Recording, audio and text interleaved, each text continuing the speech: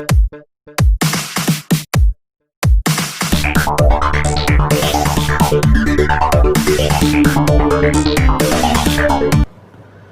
Dear students, welcome to the phys frame. आज हम class 12th का नेक्स्ट टॉपिक जिसका नाम है electric potential at any point due to electric dipole, ये हम फाइंड आउट करेंगे, ये कैलकुलेट करेंगे। ठीक है, तो आइए चलिए स्टार्ट करते हैं। सो यहाँ पर इलेक्ट्रिक डाइपोल मानते हैं सबसे पहले तो -q + q, और दोनों के बीच में जो सेपरेशन है वो कितना है, 2a का है। ठीक है, अब यहाँ पर हम कोई भी किसी भी जनरल पॉइंट पर हम क्या फाइंड आउट करना चाहते हैं, इलेक्ट्रिक पोटेंशियल फाइंड आउट करना चाह रहे हैं। तो -q से यहाँ तक का जो डिस्टेंस है, मान लीजिए वो है कितना, से r1 मान लेते हैं। ठीक है, सेंटर O से यहाँ तक का जो डिस्टेंस है पॉइंट P तक का वो है r, और +q से मान लेते हैं डिस्टेंस है r2। ठीक है, R1 इज़, इसका नाम दे देते हैं से AB, इलेक्ट्रिक डाइपोल का नाम दे दिया AB। ठीक है, सो AP is R1, AP is R1, और OP is R, and BP is R2, and AB is 2A। ठीक है, डाइपोल का जो है लेंथ वो कितना है, 2A है। Charge is -q + q, and let this angle is theta. ठीक है, ये एंगल कितना है, थीटा। सो एंगल POB ये कितना है, थीटा है। अब हमें इलेक्ट्रिक पोटेंशियल फाइंड आउट करना है पॉइंट P पर due to this electric dipole. तो कितने चार्जेस हैं इस सिस्टम में, 2 चार्जेस हैं, -q और +q। तो यहाँ पर इलेक्ट्रिक पोटेंशियल पॉइंट P पर -q की वजह से भी होगा इलेक्ट्रिक पोटेंशियल, और +q की वजह से भी होगा, और नेट जो पोटेंशियल आप निकालेंगे वो क्या होगा, दोनों का समीशन होगा। क्यों? क्योंकि देखिए पोटेंशियल क्या है, स्केलर क्वांटिटी है, और हमने देखा था सुपरपोजिशन प्रिंसिपल से, due to number of charges the electric potential at any point is V = V1 + V2 + V3 up to Vn। यहाँ पर जो नेट पोटेंशियल है वो किसकी वजह से है, -q चार्ज की वजह से भी है और +q चार्ज की वजह से भी है। कहाँ पर, पॉइंट P पर। -q चार्ज की वजह से पॉइंट P पर कितना इलेक्ट्रिक पोटेंशियल, क्या फॉर्मूला था, q / 4πε0। q नहीं आएगा यहाँ पर, -q आएगा क्योंकि चार्ज कितना है, -q है। So -q / 4πε0, and the distance between charge and जहाँ पर आपको पोटेंशियल पता करना है, यहाँ पर फाइंड आउट करना है ना आपने। सो देखिए डिस्टेंस कितना है, r1 है। सो कितना आ जाएगा, r1 प्लस ये कितना है, +q / 4πε0, और यहाँ पर डिस्टेंस देखिए +q चार्ज से लेकर के जहाँ पर आपने पोटेंशियल फाइंड आउट करना है वहाँ तक का डिस्टेंस कितना है, r2 है। दोनों टर्म्स में से q / 4πε0 कॉमन है, and you get 1/r2 - 1/r1। अब नेक्स्ट काम है 1/r2 और 1/r1 की वैल्यू फाइंड आउट करना। अब ये कोई जनरल ट्रेंगल्स हैं, ये भी एक जनरल ट्रेंगल है, ये भी एक जनरल ट्रेंगल है ना, और R1 यहाँ से इस ट्रेंगल से फाइंड आउट करेंगे, और R2 हम यहाँ इस ट्रेंगल से फाइंड आउट करेंगे। तो किसी भी जनरल ट्रेंगल में जब हमें तीनों साइड्स हमें पता हो और एंगल पता हो, तो हम क्या यूज़ करते हैं, कोसाइन लॉ यूज़ करते हैं। साइन या फिर कोसाइन लॉ हम यूज़ करते हैं। यहाँ पर भी हमें कोसाइन लॉ जो है यूज़ करेंगे, एक बार इस ट्रेंगल में और एक बार इस ट्रेंगल में। ये कोसाइन लॉ क्या है, इसको डिस्कस करते हैं। सबसे पहले मान लीजिए कोई जनरल ट्रेंगल है, इसका नाम दे देते हैं ABC। ये एंगल A है, ये एंगल B है, ये एंगल C है। साइड्स भी हम ले लेते हैं, से this is A, this is B, this is C। ठीक है, ये हमने साइड्स भी हमने अज्यूम कर ली।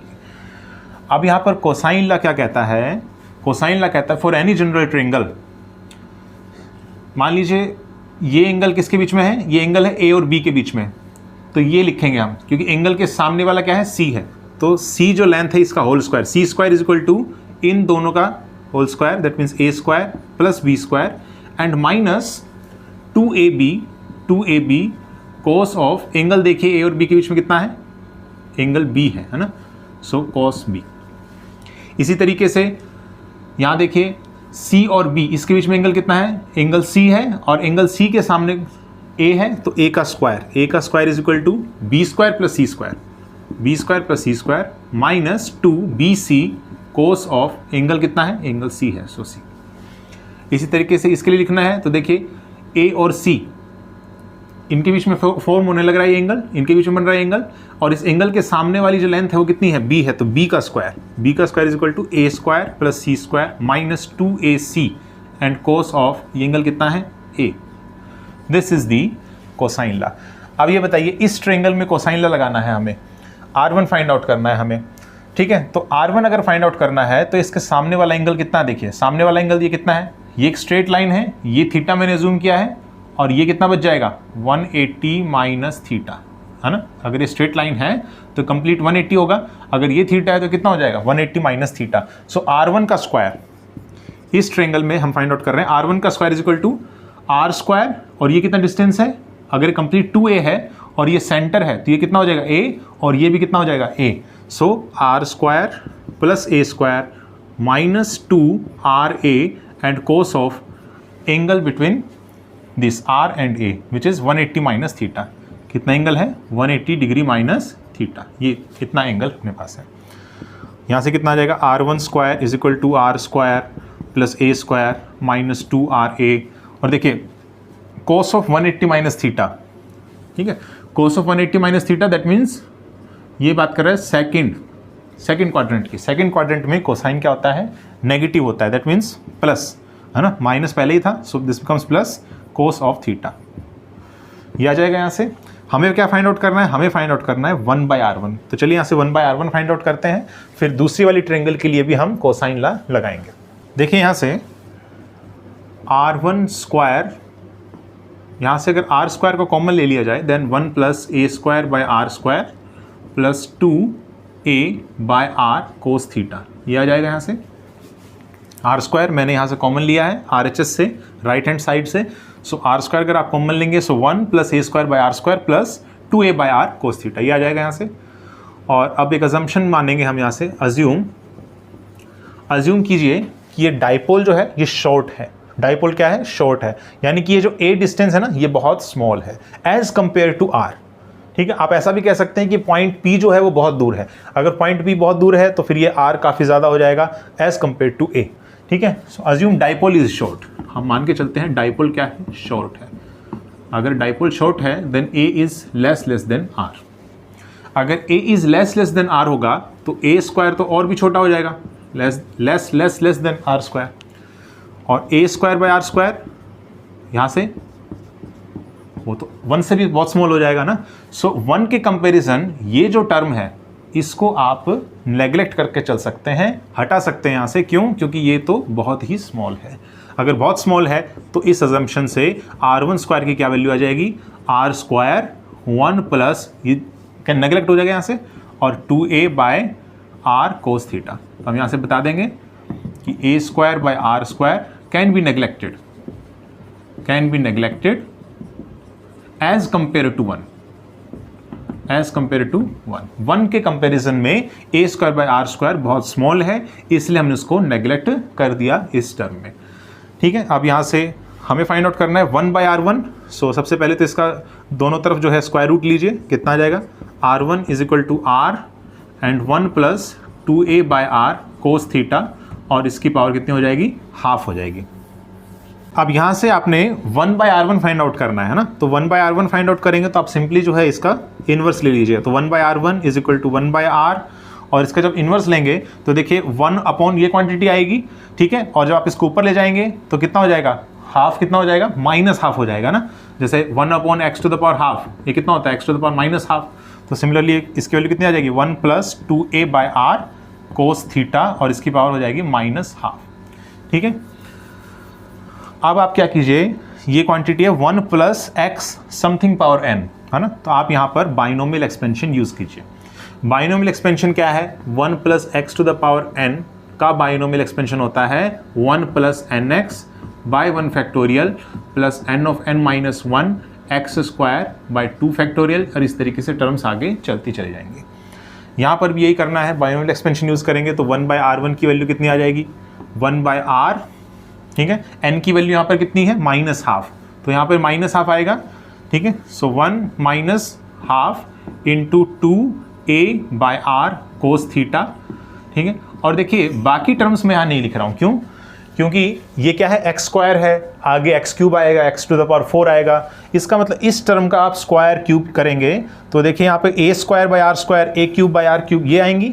और आपको पता है A square by R square 1 के कंपैरिजन में नेग्लेक्ट करके चल रहे हैं क्योंकि बहुत स्मॉल है, तो A cube by R cube तो और भी स्मॉल हो जाएगा, A to the power 4 by R to the power 4 तो और भी स्मॉल हो जाएगा। इसका मतलब आप जो हाई टर्म्स आएंगी ये सारी की सारी टर्म्स, इनको आप नेग्लेक्ट कर सकते हैं एज कंपेयर टू दिस 1। ठीक है, 1 के कंपैरिजन में आप अदर टर्म्स को नेग्लेक्ट कर सकते हैं। मैं यहाँ अदर टर्म्स नहीं लिख रहा हूँ। ये देखिए 2 से ये कैंसिल हो जाएगा, सो आंसर कितना आ जाएगा 1 by R 1 minus A cos theta divided by R. ये वैल्यू आई है 1 बाय आर की। सिमिलरली आप यही मेथड इस वाली ट्रेंगल में भी यूज़ करेंगे, इस वाली ट्रेंगल में भी यूज़ करेंगे। तो देखिए कितना आएगा, कोसाइन लॉ आप यहाँ पर लगाइए।